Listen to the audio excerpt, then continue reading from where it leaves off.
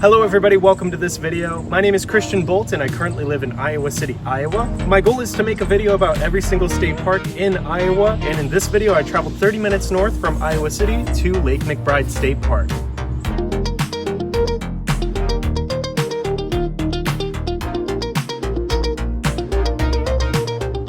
Lake McBride is located 30 minutes north of Iowa City. Simple directions to get here. If you're from Iowa City, you just have to go up north up to Solon, and in Solon, you start seeing signs to get to the Lake McBride State Park. At the time of this recording, Lake McBride State Park opens at 6 a.m. and closes at 10 p.m. Normal hours are around 4:30 a.m. to 10 p.m.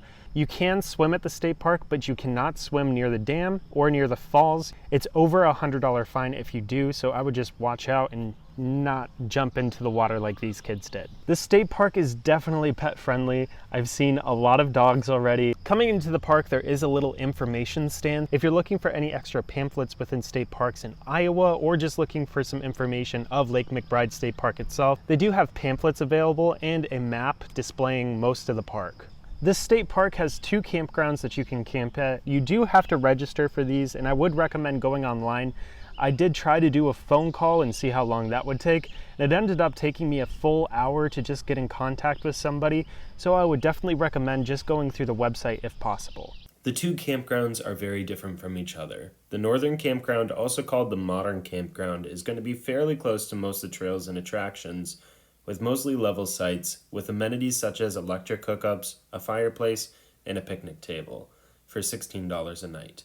There are also $19 a night sites that also have sewer and water hookups.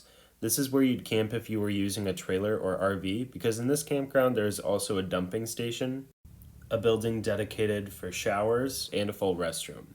In my opinion, these are very well maintained and cleaned with good lighting. Although they offer a lot, these sites are quite close to each other, and if you have a larger RV or trailer, it could be difficult to get out using the roundabout at the ends of the campsite roads, so I'd recommend coming out the way that you came in. Then there's the southern campground, also called the primitive campground. It's where you'll find mostly tent campers, and a pretty nice spot for fishing, complete with a spot to clean what you catch. These sites are all grass bed sites, with a picnic table and a fire pit for each. The campsites are quite spacious, without much privacy. If you're looking for the best chances of having privacy and space, I recommend their site 48 or 49, since those are the only ones that are next to the woods and away from most of the others.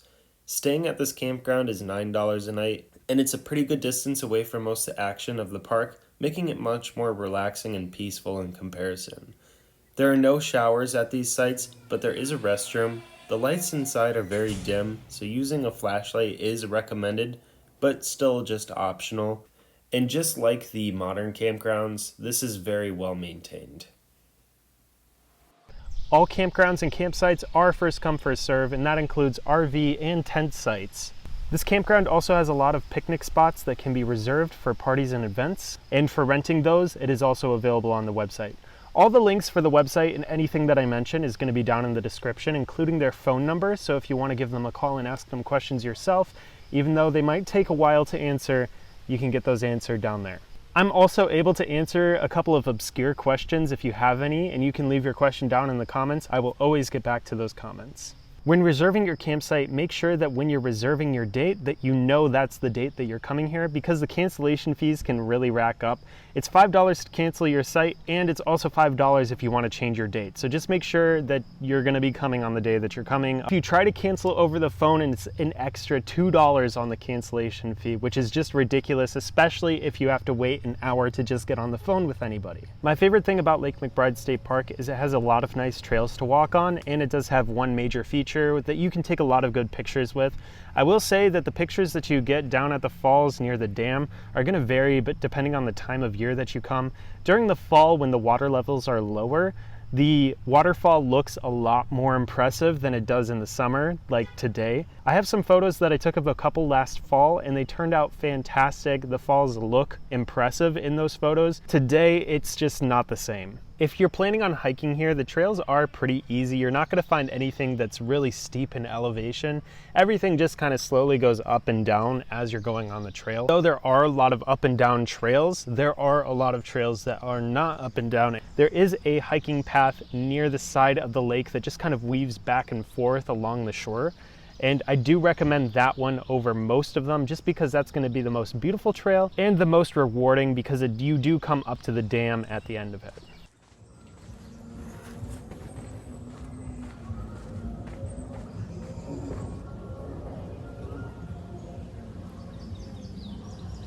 This is the only place where you can really put a boat out onto the water and just enjoy it. This is the biggest lake around Iowa City. So if you're looking for a place to put your boat out onto the water and start doing something, this is going to be the place to do that.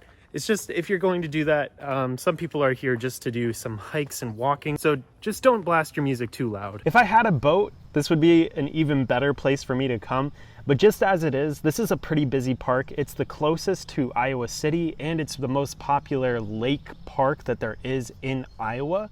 You're not completely out of luck if you don't have a boat as well. They do have a boat rental nearby that rents canoes, pontoons, and paddle boats.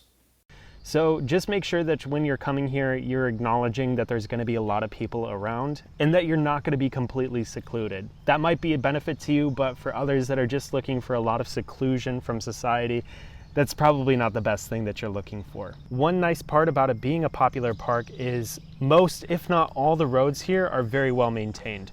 Other than some sharp turns coming into the campgrounds, the boat landing, and coming up near the parks where you can find the dam really easily, it's going to be a smooth and beautiful drive up into these spots. And this seems like a classic place to just ride your motorcycle around, or just take out that classic car that you have and just ride around for a few hours. Some of the essentials if you're just coming for the day or if you're camping is bug spray. There are a lot of tiny gnats that are flying around, even around me right now with some bug spray on me.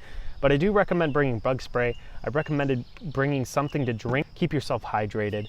And I do recommend bringing sunscreen, because even though most of the spots are shaded somewhat like this, there are a lot of wide open spots that you could definitely get a sunburn pretty quickly, especially out on the dam. If you have any more questions about the topics that I didn't go over, you can leave it down in the comments. I will get back to you sooner or later, or you can just go to their website, which is down in the description, and see for yourself whether or not something is allowed. You can also give this number a call. I know that's kind of weird for me to say, but this is the state park's number.